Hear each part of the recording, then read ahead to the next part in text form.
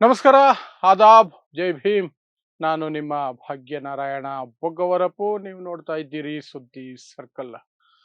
ಸಿದ್ದರಾಮಯ್ಯನವರು ರಾಜೀನಾಮೆ ಕೊಟ್ಟಿದ್ದಾಯ್ತು. ಇನ್ನೇನಿದ್ರು D K Shivakumar ಅವರ ಪಟ್ಟಾಭಿಷೇಕ ಅಂತ ಕರೀಬಹುದಾ ಅಥವಾ ಪ್ರಜಾಪ್ರಭುತ್ವದಲ್ಲಿ ಪ್ರಮಾಣ ವಚನ ಅಂತ ಕರಿಬೇಕಾಗತ್ತೆ. ಪ್ರಮಾಣ ವಚನ ಕಾರ್ಯಕ್ರಮ ಪ್ರಾಬಬಲಿ ಸೋಮವಾರ, ತಪ್ಪುದರೆ ಮಂಗಳವಾರ ಇರೋ ಸಾಧ್ಯತೆ ಇದೆ. ಮಂಗಳವಾರ ಯೂಶುವಲ್ ಆಗಿ ಅವ್ರು ಮಾಡಲ್ಲ. ತುಂಬಾನೇ ಭಕ್ತಿ ಶಾಸ್ತ್ರ ಜ್ಯೋತಿಷ್ಯ ಎಲ್ಲ ನಂಬುವಂತಹ ವ್ಯಕ್ತಿ. ಹಾಗಾಗಿ ಸೋಮವಾರ ಇರುವಂತಹ ಎಲ್ಲ ಸಾಧ್ಯತೆಗಳು ಇದೆ. ಸೊ ಆ ನಡುವೆ ಈಗ ಬರ್ತಿರುವಂತಹ ಚರ್ಚೆಗಳು ಅಂದ್ರೆ ಡಿ ಕೆ ಶಿವಕುಮಾರ್ ಅವರ ಜೊತೆಯಲ್ಲಿ ಯಾರೆಲ್ಲ ಪ್ರಮಾಣ ವಚನ ಸ್ವೀಕರಿಸಬಹುದು, ಉಪಮುಖ್ಯಮಂತ್ರಿಯಾಗಿ ಯಾರು ಆಯ್ಕೆಯಾಗಬಹುದು, ಮಂತ್ರಿಗಳಾಗಿ ಯಾರು ಮಂತ್ರಿಗಿರಿ ಉಳಿಸ್ಕೊಳ್ತಾರೆ, ಯಾರು ಹೊಸದಾಗಿ ಬರ್ತಾರೆ, ಮಂತ್ರಿಗಿರಿಯನ್ನ ಯಾವ ಆಧಾರದ ಮೇಲೆ ಕೊಡ್ತಾರೆ ಅನ್ನುವಂಥದ್ದು. ಅದರ ಜೊತೆಗೆ ಡಿ ಕೆ ಶಿವಕುಮಾರ್ ಅವ್ರ ಮೇಲೆ ಸ್ವಲ್ಪ ಟೈಟ್ ಫಿಟ್ ಇಡೋದಕ್ಕೆ high command one man one post ಅನ್ನುವಂಥದ್ದನ್ನ ಸ್ಟ್ರಿಕ್ಟ್ ಆಗಿ ಫಾಲೋ ಮಾಡ್ತಿದೆ. ಇದರಿಂದ ಮಲ್ಲಿಕಾರ್ಜುನ ಖರ್ಗೆ ಅವರು ಸಹ ರಾಜ್ಯಸಭೆಯಲ್ಲಿ ವಿರೋಧ ಪಕ್ಷದ ನಾಯಕನ ಸ್ಥಾನ ಕಳ್ಕೊಳ್ತಾರೆ. ಹೇಗೆ ಅಂತ ವಿವರಿಸ್ತೀನಿ. ಸಿದ್ದರಾಮಯ್ಯನವರು ರಾಜೀನಾಮೆ ಕೊಟ್ಟಿದ್ದಾಯ್ತು. ನಮ್ಮ ಗೆಹ್ಲೋಟ್ ಸಾಹೇಬರು ರಾಜ್ಯಪಾಲರು ಕೆಲವರು ಹೇಳೋ ಪ್ರಕಾರ, ಕೆಲವು ಮೂಲಗಳ ಪ್ರಕಾರ ಅಮಿತ್ ಶಾ ಅವರ ಆದೇಶಗಳ ಮೇರೆಗೆ ಬೆಂಗಳೂರಿಗೆ ಬರ್ತಾನೆ ಇಲ್ಲ, ರಾಜಭವನದಲ್ಲಿ ಸರಿಯಾಗಿ ಕೂರ್ತಾ ಇಲ್ಲ. ಯಾಕಂದ್ರೆ ಸಿದ್ದರಾಮಯ್ಯ ಡಿ ಕೆ ಶಿ ನಡುವೆ ಏನಾದ್ರೂ ಭಿನ್ನಾಭಿಪ್ರಾಯ ತಂದಿಕ್ಕಬೇಕು, ಈ ಸರ್ಕಾರ ರಚನೆ ಸುಮ್ಮನೆ ಸಿಂಪಲ್ ಆಗಿ ಆಗಬಾರ್ದು ಅನ್ನೋದು ಅಮಿತ್ ಶಾ ಅವರ ಆಸ್ ಯೂಶುವಲ್ ಷಡ್ಯಂತ್ರ ಅನ್ನೋದು ಕೆಲವರ ಮಾತು. ಬಟ್ ಅವ್ರು ಹೇಳ್ತಿರೋದು ಪರ್ಸನಲ್ ಕೆಲಸದ ಮೇಲೆ ನಮ್ಮ ಊರಲ್ಲಿದ್ದೀನಿ ಬರ್ತೀನಿ, ರಾಜಸ್ಥಾನಲ್ಲಿ ಇದ್ದೀನಿ ಬರ್ತೀನಿ ಅಂತ ಗೆಹ್ಲೋಟ್ ಸಾಹೇಬರು ಹೇಳ್ಕೊಂಡಿದ್ದಾರೆ. ಅದು ಆ ಕಡೆ ಇರಲಿ.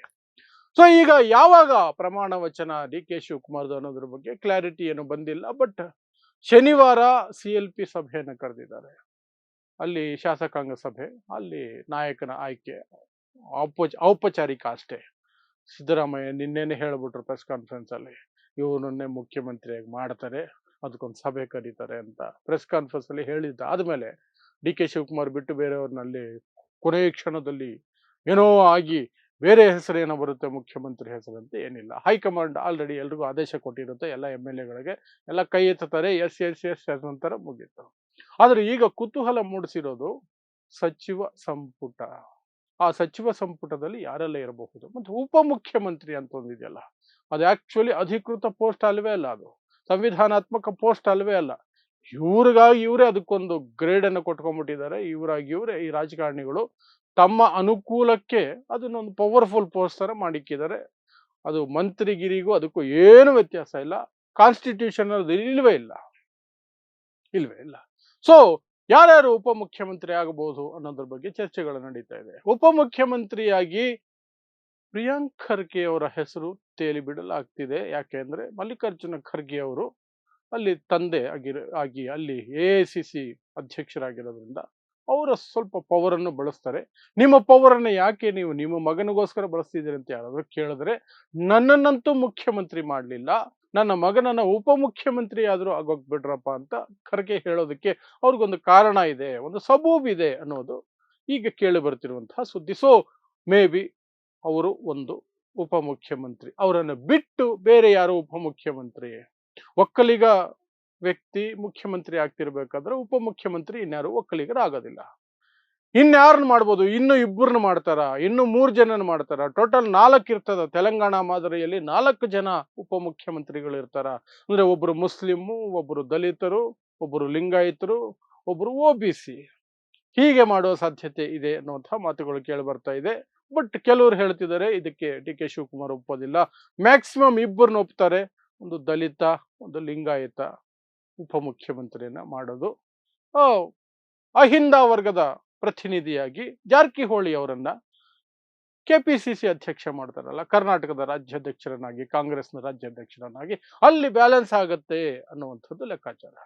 ಇದರ ನಡುವೆ ಒನ್ ಮ್ಯಾನ್ ಒನ್ ಪೋಸ್ಟ್ ಅನ್ನುವಂಥದ್ದನ್ನು ಸಹ ಈಗ ಸ್ಟ್ರಿಕ್ಟ್ ಆಗಿ ಮೊದಲೇ ಇದೆ ಕಾಂಗ್ರೆಸ್ನಲ್ಲಿ, ಈಗ ಅದನ್ನ ಮತ್ತೆ ಸ್ಟ್ರಿಕ್ಟ್ ಆಗಿ ಮಾಡೋದಕ್ಕೆ ಹೊರಟಿದ್ದಾರೆ. ಅಂದ್ರೆ ಒಬ್ಬ ವ್ಯಕ್ತಿಗೆ ಒಂದೇ ಹುದ್ದೆ ಅಂತ. ಈಗ ಹೇಗೆ ಅಂದ್ರೆ ಮಲ್ಲಿಕಾರ್ಜುನ ಖರ್ಗೆ ಅವರು KPCC ಅಧ್ಯಕ್ಷರೂ ಆಗಿದ್ದಾರೆ, ರಾಜ್ಯಸಭೆಯಲ್ಲಿ ವಿರೋಧ ಪಕ್ಷದ ನಾಯಕರು ಆಗಿದ್ದಾರೆ. ಈಗ ಆ ಒಂದು ಒನ್ ಮ್ಯಾನ್ ಒನ್ ಪೋಸ್ಟ್ ಏನಾದ್ರು ಸ್ಟ್ರಿಕ್ಟ್ ಆಗಿ ಫಾಲೋ ಮಾಡಬೇಕು ಅಂತಂದ್ರೆ ಮಲ್ಲಿಕಾರ್ಜುನ ಖರ್ಗೆ ಅವರು ರಾಜ್ಯಸಭೆಯಲ್ಲಿ ವಿರೋಧ ಪಕ್ಷದ ನಾಯಕನಾಗಿ ಮುಂದುವರಿಯಕ್ಕಾಗೋದಿಲ್ಲ. ಈಗ ತೆರವಾಗ್ತಿದೆ ಸರಿ, ರಾಜ್ಯಸಭೆ ಮತ್ತೆ ಆಯ್ಕೆಯಾಗಿ ರಾಜ್ಯಸಭೆಗೆ ಕಳಿಸ್ತಾರೆ ಖರ್ಗೆ ಅವರನ್ನ. ಹೋದ್ರೆ ಅಲ್ಲಿ ರಾಜ್ಯಸಭೆಯ ವಿರೋಧ ಪಕ್ಷದ ನಾಯಕರಾಗಿ ಆಗೋದಕ್ಕೆ ಸಾಧ್ಯ ಇಲ್ಲ. ಯಾಕಂದ್ರೆ ಒನ್ ಮ್ಯಾನ್ ಒನ್ ಪೋಸ್ಟ್ ಅಂತ ತರ್ತಿದ್ದಾರೆ. ಇದನ್ನ ಯಾಕೆ ತರ್ತಿದ್ದಾರೆ ಅಂದ್ರೆ ಡಿ ಕೆ ಶಿವಕುಮಾರ್ ಕೆಪಿಸಿಸಿ ಪಟ್ಟಕ್ಕೆ ಪಟ್ಟು ಹಿಡಿಬಾರ್ದು, ಮುಖ್ಯಮಂತ್ರಿನೂ ನಾನೇ, ಕೆಪಿಸಿಸಿ ಅಧ್ಯಕ್ಷನಾಗಿ ಮುಂದುವರಿತೀನಿ ಅಂತ ಹೇಳ್ಬಿಟ್ರೆ ಕಷ್ಟ ಆಗತ್ತೆ ಅಂತ ಇಂಥದ್ದೊಂದು ಏನೋ ಮಾಡ್ತಿದ್ದಾರೆ. ಇದು ಎಲ್ರಿಗೂ ಬೇರೆಯವ್ರಿಗೂ ಸಹ ಒಂದೊಂದೇ ಹುದ್ದೆ ಕೊಟ್ಕೊಂಡು ಹೋಗೋದ್ರಿಂದ ಹೆಚ್ಚು ಜನರಿಗೆ ಅವಕಾಶಗಳನ್ನು ಕೊಡ್ಬೋದು, ಅಧಿಕಾರ ಕೊಡ್ಬೋದು ಅನ್ನೋದು ಸಹ ಹೈಕಮಾಂಡ್ ಲೆಕ್ಕಾಚಾರ ಅಂತೆ. ಸೊ ಅದು ಆ ಕಡೆಗಿದೆ. ಇನ್ನು ಸಚಿವ ಸಂಪುಟ ಯಾರ್ಯಾರು ಬರಬಹುದು ಅಂತ ಮೊದಲಿಗೆ ಇರುವ ಅನುಮಾನ ಏನಂದ್ರೆ ಜೂನ್ 18ನೇ ತಾರೀಕು ರಾಜ್ಯಸಭಾ ಚುನಾವಣೆಗಳಿದ್ದಾವೆ. ಅಲ್ಲಿಯವರೆಗೆ ಸಚಿವ ಸಂಪುಟವನ್ನ ಇಬ್ರು ಮೂವರನ್ನ ಮಾತ್ರ ಇಟ್ಕೊಳ್ಳೋದು ಸಚಿವರನ್ನಾಗಿ, ಮುಖ್ಯಮಂತ್ರಿಗಳ ಜೊತೆ ಪ್ರಮಾಣ ವಚನ. ಇನ್ನು ಜೂನ್ 18ರ ನಂತರವೇ ಸಚಿವ ಸಂಪುಟವನ್ನ ವಿಸ್ತರಣೆ ಮಾಡೋದು ಅನ್ನೋ ಲೆಕ್ಕಾಚಾರ ಇದೆಯಂತೆ. ಯಾಕೆಂದ್ರೆ ರಾಜ್ಯಸಭಾ ಚುನಾವಣೆಗೂ ಮೊದಲು ಸಚಿವರನ್ನ ಆಯ್ಕೆಯನ್ನ ಮಾಡಿದ್ರೆ ಯಾರು ಸಚಿವ ಸ್ಥಾನದಿಂದ ವಂಚಿತರಾಗಿರ್ತಾರೋ ಅವರಲ್ಲಿ ಒಂದಷ್ಟು ಮುನಿಸು, ಕೋಪ ಏನೇನೋ ಇದ್ದು ರಾಜ್ಯಸಭಾ ಚುನಾವಣೆಯಲ್ಲಿ ಗೊಂದಲ ಆಗ್ಬಿಡ್ಬಾರ್ದು, ವಿಧಾನ ಪರಿಷತ್ ಚುನಾವಣೆಯಲ್ಲಿ ಗೊಂದಲ ಆಗಬಾರ್ದು ಅನ್ನೋದು ಕಾಂಗ್ರೆಸ್ನ ಲೆಕ್ಕಾಚಾರ. ಅಪ್ಪಿತಪ್ಪಿ ಅಡ್ಡ ಮತದಾನಗಳಾದ್ರೆ ಡಿ ಕೆ ಶಿವಕುಮಾರ್ ಮುಖ್ಯಮಂತ್ರಿ ಆದ ತಕ್ಷಣನೇ ದೊಡ್ಡ ಅವಮಾನ ಆಗುತ್ತೆ, ದೊಡ್ಡ ಹಿನ್ನಡೆ ಆಗ್ಬಿಡುತ್ತೆ. ಸೊ ಮಂತ್ರಿಗಿರಿಯನ್ನ ಪೆಂಡಿಂಗ್ ಇಟ್ಬಿಡೋದು, ಜೂನ್ 18ರ ನಂತರ ಮಾಡೋದು. ಸದ್ಯಕ್ಕೆ ಒಬ್ಬರನ್ನ ಇಬ್ಬರನ್ನ ಸೀನಿಯರ್ ಮೋಸ್ಟ್ ಇಂಥವ್ರು ಮಂತ್ರಿಗಿರಿ ಕೊಡ್ಲೇಬೇಕಾದಂತಹ ಜನ ಇರ್ತಾರಲ್ಲ ಅಂಥವ್ರು ಕೊಡೋದು ಅಂತ. ಈಗ ಅದ್ರಲ್ಲಿ ದೊಡ್ಡ ಪೇಚಿಗೆ ಬಂದಿರುವಂತಹದ್ದು ಪರಮೇಶ್ವರ್ ಅವರನ್ನ ಏನ್ ಮಾಡೋದು ಅಂತ. ಪ್ರಿಯಾಂಕ್ ಖರ್ಗೆ ಅವರನ್ನ ಉಪಮುಖ್ಯಮಂತ್ರಿ ಮಾಡಿದ್ರೆ ಇನ್ನೊಂದು ದಲಿತ ಉಪಮುಖ್ಯಮಂತ್ರಿ ಇರೋದಕ್ಕೆ ಸಾಧ್ಯ ಇಲ್ಲ. ಹಾಗಾದ್ರೆ ಉಪಮುಖ್ಯಮಂತ್ರಿ ಸ್ಥಾನ ತ್ಯಜಿಸಿ ಪರಮೇಶ್ವರ್ ಅವರು ಕೇವಲ ಮಂತ್ರಿಯಾಗಿ ಇರ್ಬೇಕಾಗತ್ತೆ. ಅದಕ್ಕೆ ಪರಮೇಶ್ವರ್ ಅವರು ಒಪ್ತಾರ? ಅದೊಂದು ಗೊಂದಲ ಇದೆ. ಇದರ ನಡುವೆ ಒಂದು ಫಾರ್ಮುಲಾವನ್ನ ಕಾಂಗ್ರೆಸ್ ಹೈಕಮಾಂಡ್ ಮಾಡಿಕೊಂಡಿದೆ. ಅದೇನು ಅಂತಂದ್ರೆ ಮಂತ್ರಿಗಿರಿ ಸ್ಥಾನವನ್ನ ಎಂತೆಂಥವ್ರು ಕೊಡೋದು ಅಂದ್ರೆ ಯಾರ ಮಕ್ಕಳಿಗೆ ಮುಂದೆ ಟಿಕೆಟ್ ಕೇಳುವಂತಹ ಪರಿಸ್ಥಿತಿ ಇಲ್ವೋ, ಯಾರ ಮಕ್ಕಳು ರಾಜಕೀಯದಲ್ಲಿ ಇಲ್ವೋ ಅಥವಾ ಆಕಾಂಕ್ಷಿಗಳಾಗಿಲ್ವೋ ಮುಂದೆ ಟಿಕೆಟ್ ಕೊಡೋದಕ್ಕೆ, ಅಂಥವ್ರನ್ನ ಮಾತ್ರ ಮಂತ್ರಿಗಿರಿಗೆ ಪರಿಗಣಿಸೋದ್ರ ಮೂಲಕ ಒಂದಷ್ಟು ಜನರನ್ನ ಫಿಲ್ಟರ್ ಮಾಡಿಬಿಡಬಹುದು. ಯಾಕೆಂದ್ರೆ ಅವರು ಮಂತ್ರಿ ಆಗಿರ್ತಾರೆ, ಮುಂದೆ ಅವ್ರ ಮಕ್ಕಳಿಗೆ ಟಿಕೆಟ್ ಕೇಳ್ತಾರೆ. ಇವ್ರು ಮಂತ್ರಿ ಆಗಿದ್ಕೊಂಡು ಮನೇಲಿ ಇನ್ನೊಬ್ರಿಗೆ ಟಿಕೆಟ್ ಕೊಟ್ಟು ಅದೆಲ್ಲ ಒಂದೇ ಕುಟುಂಬಕ್ಕೆಲ್ಲ ಓದಂಗಿರುತ್ತೆ. ಸೊ ನಿಮ್ಮ ಮಕ್ಕಳಿಗೆ ಮುಂದೆ ಟಿಕೆಟ್ ಬೇಕು ಅನ್ನೋದಾಗಿದ್ರೆ ಈಗ ಮಂತ್ರಿಗಿರಿಯನ್ನ ತ್ಯಾಗ ಮಾಡಿ ಅನ್ನೋ ರೀತಿಯಲ್ಲಿ ಇದು. ನಿಮ್ಮ ಮಕ್ಕಳಿಗೆ ಮುಂದಕ್ಕೆ ಟಿಕೆಟ್ ಬೇಕು ಅಂದ್ರೆ 2028ಕ್ಕೆ ಈಗ ಮಂತ್ರಿಗಿರಿ ಕೇಳಬೇಡಿ. ಇಂತಹದ್ದೊಂದು ಫಾರ್ಮುಲಾ ತರೋದಕ್ಕೆ ಹೊರಟಿದ್ದಾರೆ. ಸೊ ದಟ್ ಆ ಮಂತ್ರಿಗಿರಿಯ ಒತ್ತಡ ಏನಿದೆಯಲ್ಲ, ನನಗೆ ನನಗೆ ನನಗೆ ನನಗೆ ಅನ್ನುವಂತಹ ಒತ್ತಡ ಅದು ಸ್ವಲ್ಪ ರೆಡ್ಯೂಸ್ ಆಗುತ್ತೆ, ಕಡಿಮೆ ಆಗುತ್ತೆ ಅನ್ನೋದು ಹೈಕಮಾಂಡ್ ಲೆಕ್ಕಾಚಾರ ಅಂತೆ. ಇದು ವರ್ಕೌಟ್ ಆಗುತ್ತೋ ಇಲ್ಲೋ ಗೊತ್ತಿಲ್ಲ. ಯಾಕಂದ್ರೆ ನಮ್ಮಲ್ಲಿ ನಿಮಗೆ ಗೊತ್ತೇ ಇದೆ, ಅಪ್ಪ ಮಗ ತಾತ ಮುತ್ತಾತ ಎಲ್ಲ ಒಂದೇ ಮನೇಲಿ ಇರ್ತಾರೆ, ಎಲ್ಲರೂ MLAಗಳು MP ಗಳಾಗಿರ್ತಾರೆ. ಇಲ್ವಾ ದಾವಣಗೆರೆ ಕೇಸ್? ದಾವಣಗೆರೆಯಲ್ಲಿ ಮೊನ್ನೆ ಅದೇ ತಾನೇ ಆಗಿದ್ದು, ಅದಕ್ಕೆ ತಾನೇ ರಾದ್ಧಾಂತ ಆಗಿದ್ದು. ಅದೊಂದೇನೋ ಫಾರ್ಮುಲಾ ಮಾಡ್ಕೊಂಡಿದ್ದಾರಂತೆ, ಗೊತ್ತಿಲ್ಲ ಅದು ಹೇಗೆ ವರ್ಕೌಟ್ ಮಾಡ್ಕೊಳ್ತಾರ, ಅದು ಕಾಂಗ್ರೆಸ್ಗೆ ಬಿಟ್ಟ ವಿಚಾರ. ಇನ್ನು ಕೊನೆಯದಾಗಿ ವಿಚಾರ ಅಂದ್ರೆ ಜಮೀರ್ ಅಹಮದ್ ಖಾನ್ ಅಂತವ್ರು, ಯಾರು ಸಿದ್ದರಾಮಯ್ಯ ತುಂಬಾ ಆಪ್ತರಾಗಿದ್ರು, ಡಿ ಕೆ ಶಿವಕುಮಾರ್ ಕೆಂಗಣ್ಣಿಗೆ ಆಗಾಗ ಗುರಿ ಆಗ್ತಿದ್ರು, ಅಂಥವ್ರ ಪಾಡೇನು? ಮುಸ್ಲಿಮರಿಗೆ ಎಷ್ಟು ಮಂತ್ರಿಗಿರಿ ಸಿಗುತ್ತೆ? ಸಿಕ್ರೆ ಹ್ಯಾರಿಸ್ಗೆ ಮತ್ತೆ ಜಮೀರ್ ಅಹಮದ್ ಖಾನ್ ಇಬ್ರು ಬೆಂಗಳೂರವ್ರೆ, ಇಬ್ರಿಗೂ ಸಿಗುತ್ತಾ?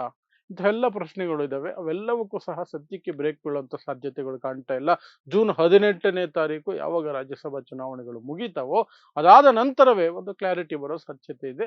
ಆಗ ಒಂದಷ್ಟು ಅಸಮಾಧಾನಗಳು ಆಗುವ ಎಲ್ಲ ಸಾಧ್ಯತೆಗಳು ಇದೆ. ಅಸಮಾಧಾನಗಳನ್ನ ಪರಿಹರಿಸ್ಕೊಳ್ಳೋದು ಕಾಂಗ್ರೆಸ್ ಕರ್ಮ. ಅದು ಹೇಗೆ ನಿಭಾಯಿಸ್ಕೊಳ್ತಾರೋ ಡಿ ಕೆ ಶಿವಕುಮಾರ್ ಅವರ ಜವಾಬ್ದಾರಿ, ಅದು ಮಾಡ್ಕೊಳ್ಬೇಕು, ಅದು ಮಾಡ್ಕೊಳ್ತಾರೆ. ಬಟ್ ನಮಗೆ ಇರುವಂತಹ ಮಾಹಿತಿ ಮತ್ತು ಬರಬಹುದಾದಂತಹ ವಿಚಾರಗಳನ್ನ ಹಂಚ್ಕೊಂಡಿದ್ದೀನಿ ಅಷ್ಟೇ.